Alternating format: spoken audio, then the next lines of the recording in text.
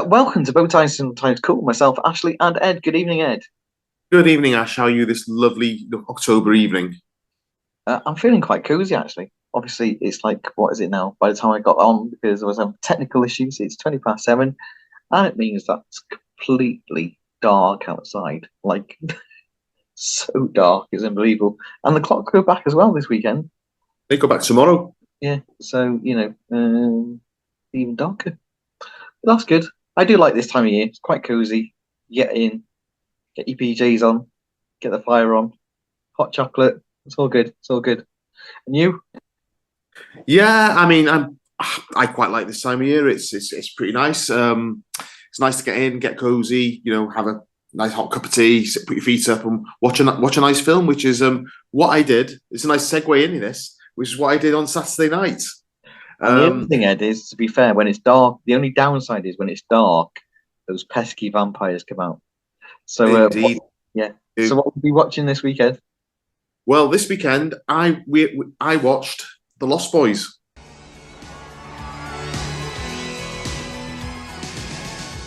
Michael and Sam have just moved to Santa Carla, California. They're about to discover its secret. Notice anything unusual about Santa Carla yet? No. It's a pretty cool place. If you're a Martian. Or a vampire. So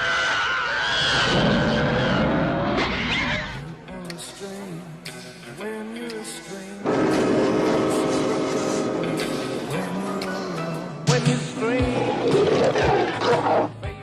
are you? The flying nun? I'm your brother, Sammy. Help me! Stay back! Stay back! What's happening to me, Star? Get yourself a good sharp steak. Drive it right through his heart. You're a vampire, Michael. My own brother, a damn blood-sucking vampire. Oh, you wait till Mom finds out, buddy. When a vampire bites it, it's never a pretty sight. Michael, they're coming! Oh, shit!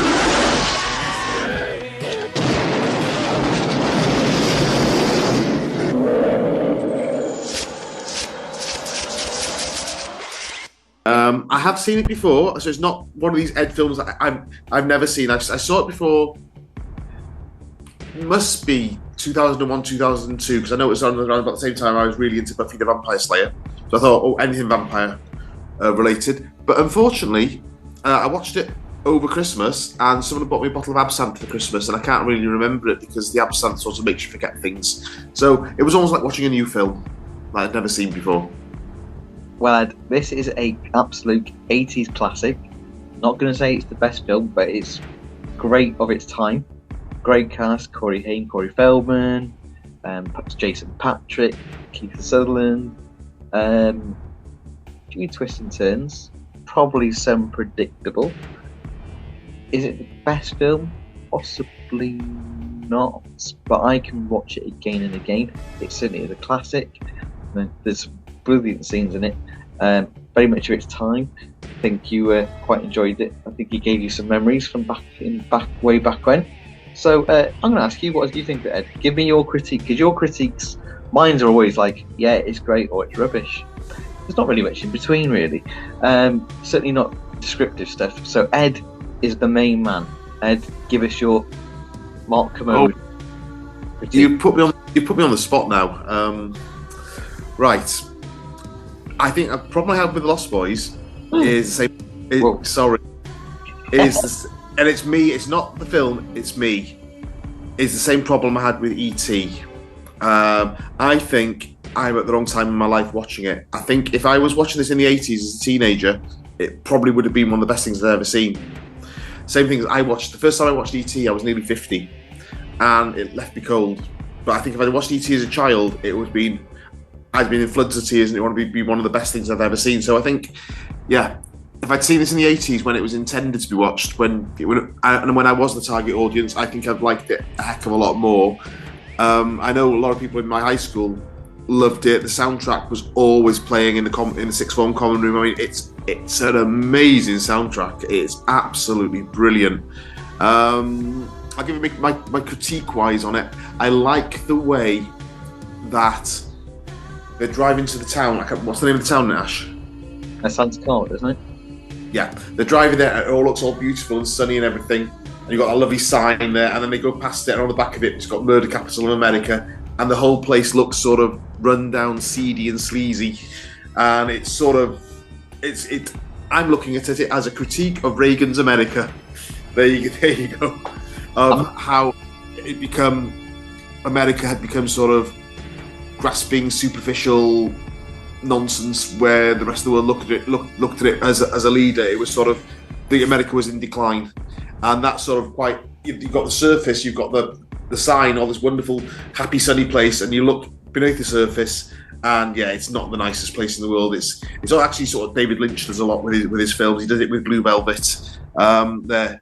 But yeah, it was okay. It was okay. I'm not going to, like you said, it's possibly not the best film I've ever seen. I probably wouldn't watch it again deliberately. If it was on and there was nothing else on, I might just have it on in the background. But yeah, it was okay. A lot of plot holes, a lot of wooden acting, but Kiefer Sutherland as the head vampire, is it David, isn't it? Yeah, David. Is absolutely iconic. That look is one of the iconic looks of the 80s. So, Joel Schumacher did something right. That look of the gang of the Lost Boys together, the Lost Boys poster. We could go back in time and say, dress a teenager's bedroom in the 80s, you'd probably have a Lost Boys poster in there, because the film was that iconic. What about you? When did you first see it? Well, I probably saw it in the early 90s, or maybe, early 90s, because I'm just thinking how old I would have been. So I probably saw it around the age of when I should have probably seen it, as in, being like a 15 rating. I remember back in the time thinking it was brilliant, but I can probably see where you're coming from. Maybe I thought it was brilliant because I was about 15. Maybe that was the target audience, in my teens. I think there's a lot of films around the time that are very much at the time. But yeah, maybe that's why. Maybe if I watch it now, obviously I have fond memories of it, so that's why it's probably a great film for me. If I was to try and partition that and watch it as a film, I'd probably think, yeah, that was straight to DVD one, maybe. Yeah, I think you are absolutely hitting the nail on the head there. Another one is The Goonies.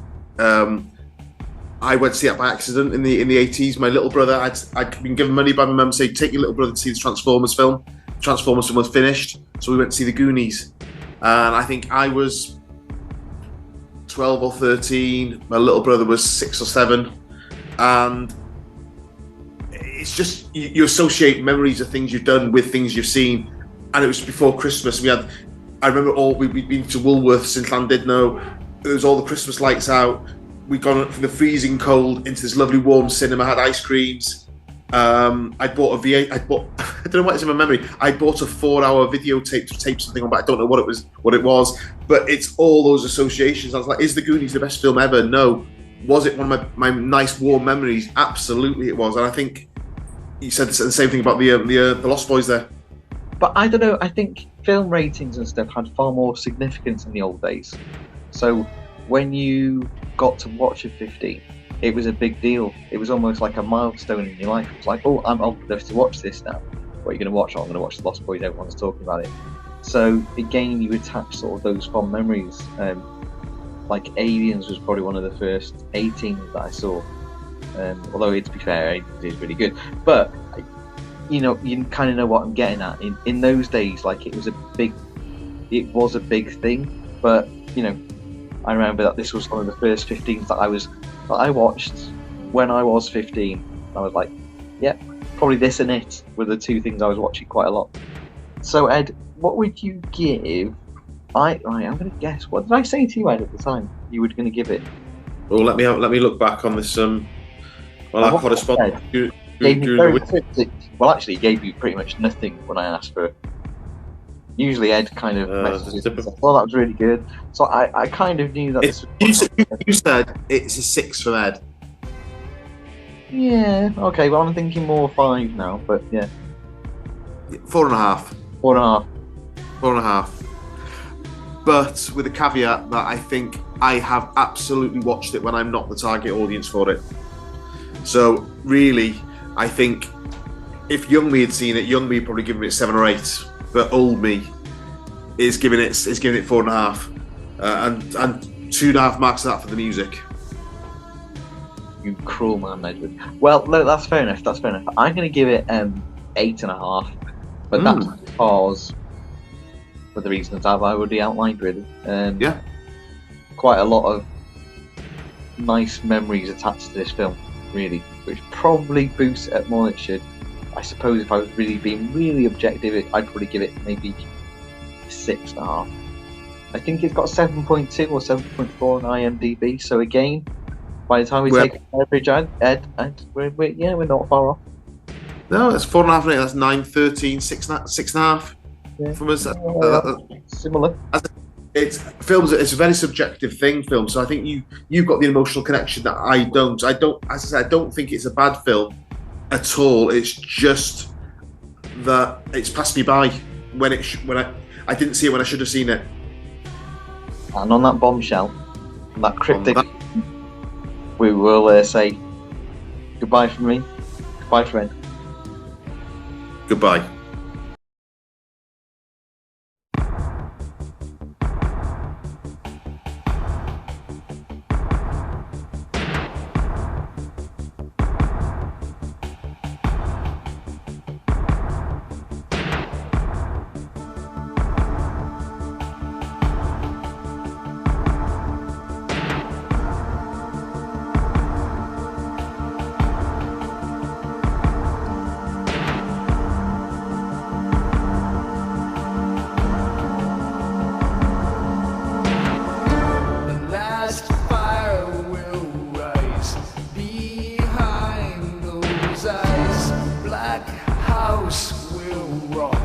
Blind boys don't lie.